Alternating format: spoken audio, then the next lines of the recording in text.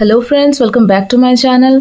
Friends, कई बार जब हमें कोई काम मजबूरन करना पड़ता है तब हम बोलते हैं कि मुझे ऐसा करना पड़ रहा है। फॉर एग्जांपल, मुझे घर जाना पड़ रहा है, मुझे कपड़े धोने पड़ रहे हैं। यानी कि हम करना नहीं चाहते हैं लेकिन फिर भी किसी ना किसी मजबूरी की वजह से हमें वो करना पड़ रहा है। तो फ्रेंड्स, इस तरह के सेंटेंसेस को अंग्रेजी में बोलना थोड़ा सा टफ हो जाता है, राइट? तो आज के इस वीडियो लेसन में हम जानेंगे कि इस तरह के सेंटेंसेस जहाँ पे हमें मजबूरी में कोई काम करना होता है उसे अंग्रेजी में कैसे बोलेंगे। सो फ्रेंड्स, वीडियो को एंड तक ज़रूर देखिएगा। आपको इस तरह के सेंटेंसेस को अंग्रेजी में बनाना बहुत ही आसानी से आ जाएगा।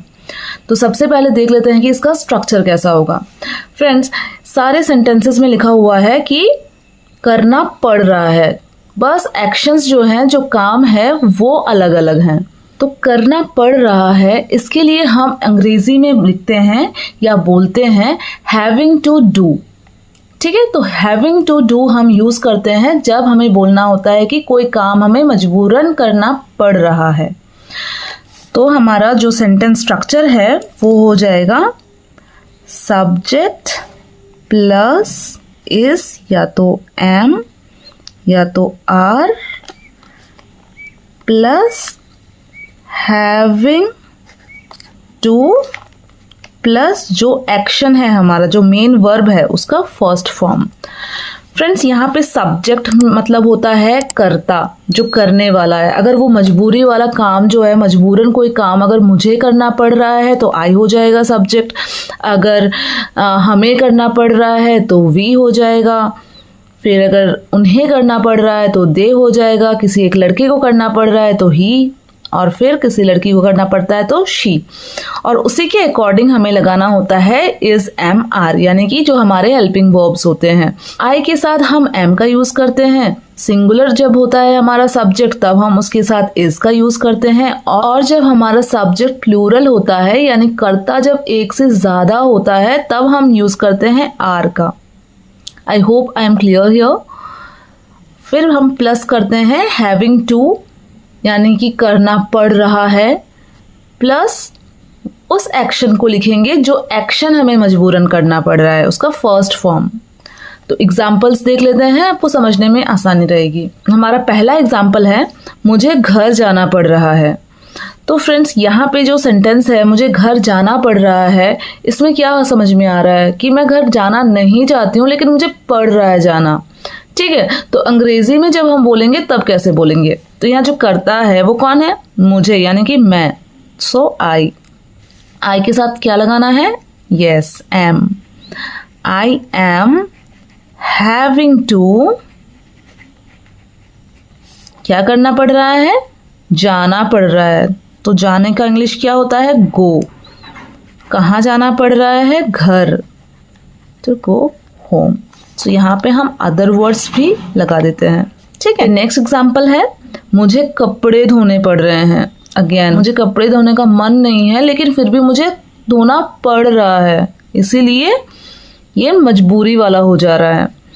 तो ये सेंटेंस कैसे बनेगा? आई, यहाँ पे भी देखिए मुझे है, इसलिए हमें आई का ही यूज करना है। आई एम हैविंग टू, क्या करना पड़ रहा है? Having to.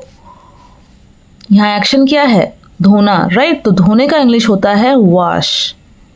I am having to wash, क्या? कपड़े, यानी कि क्लोथ्स। सो हमारा सेंटेंस बन गया I am having to wash clothes. Friends, मेरे साथ आप भी ये प्रैक्टिस कीजिए ताकि आपका जो प्रैक्टिस है वो अच्छे से हो जाए, चीज़ें अच्छे से आपको समझ में आ जाए। और लास्ट में मैं आपको एक प्रैक्टिस क्वेश्चन दूंगी, उसे प्लीज़ आप अपने कमेंट बॉक्स में ज़रूर कीजिएगा। इससे मैं ये भी चेक करूंगी कि आपको कितना समझ में आया है। फिर नेक्स्ट एग्जाम्पल है उसे खाना पकाना पड़ रहा है। मतलब वो खाना पकाना नहीं चाहती है लेकिन स्टिल उसे वो करना पड़ रहा है मजबूरन। तो यहाँ उसे है। अगर वो उसे कोई लड़की है तो हम ही शी का यूज करेंगे, अगर वो कोई लड़का है तो हम ही का यूज करेंगे।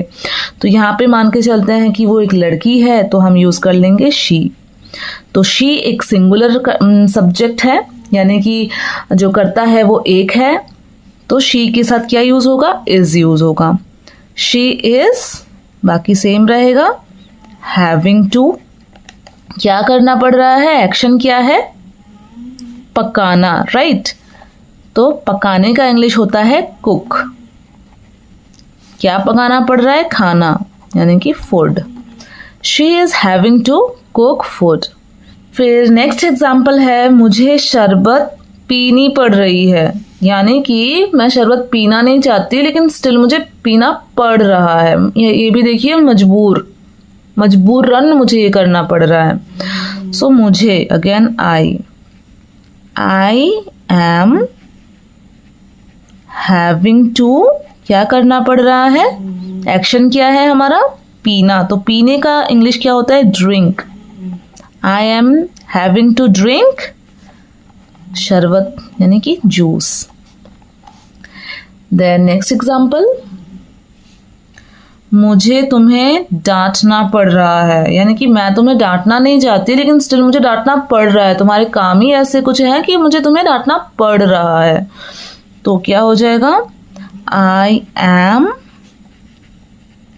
हैविंग टू, एक्शन क्या करना पड़ रहा है, क्या काम करना पड़ रहा है, डांटने का, है ना। तो डांटने का इंग्लिश क्या होता है, स्कोल्ड। किसे डांटना पड़ रहा है, तुम्हें। तो तुम्हें मतलब you. I am having to scold you, मुझे तुम्हें डांटना पड़ रहा है। द नेक्स्ट एग्जाम्पल, मुझे नए कपड़े खरीदने पड़ रहे हैं। वैसे आमतौर पे ये कोई मजबूरी नहीं होता है, हम शौक से करते हैं, लेकिन यहाँ पे मैंने एग्जाम्पल लिया हुआ है। हाँ, कभी कभी केसेस में हो जाता है कि खरीदने का मन नहीं है लेकिन फिर भी खरीदना पड़ रहा होता है, तो उस केस में ये एग्जाम्पल बिल्कुल सही है। तो यहाँ पे जो हमारा सेंटेंस है वो अंग्रेजी में बनेगा आई क्यों, क्योंकि यहाँ पे मुझे, यानी कि वो काम जो है ना मुझे करना पड़ रहा है, यानी कि फर्स्ट पर्सन को करना पड़ रहा है। So I am having to, क्या करना पड़ रहा है, आई एम हैविंग टू खरीदना। यहाँ पे जो हमारा एक्शन है वो है खरीदने का काम। तो खरीदने का इंग्लिश होता है बाई। क्या खरीदना पड़ रहा है, नए कपड़े, यानी कि new clothes. I am having to buy new clothes, मैं खरीदना नहीं चाहती हूँ लेकिन फिर भी मुझे खरीदना पड़ रहा है। देन हमारा नेक्स्ट एग्जाम्पल, मुझे उसके साथ जाना पड़ रहा है। ये ऐसा हम तब बोलते हैं जब सपोज हमें किसी के साथ जाना नहीं मन करता है लेकिन फिर भी उसके साथ हमें जाना पड़ रहा होता है, तब हम बोलते हैं ऐसे कि मुझे उसके साथ जाना पड़ रहा है। तो सेंटेंस अंग्रेजी में कैसे बनेगा, अगेन यहाँ पे आई है।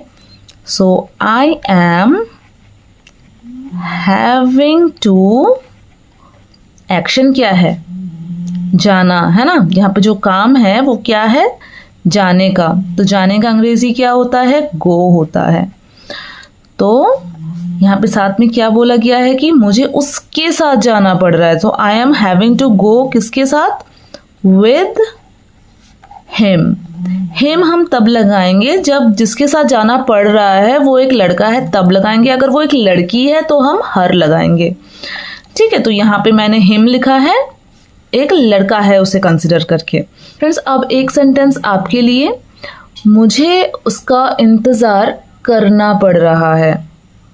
इसके इंग्लिश आप कमेंट बॉक्स में बनाइए, और वीडियो आज की अगर आपको थोड़ी सी भी हेल्पफुल लगी है तो इसे जल्दी से एक लाइक कर दें, चैनल को सब्सक्राइब कर लें और अपने दोस्तों के साथ भी शेयर कर दें ताकि उनको भी कुछ सीखने को मिले।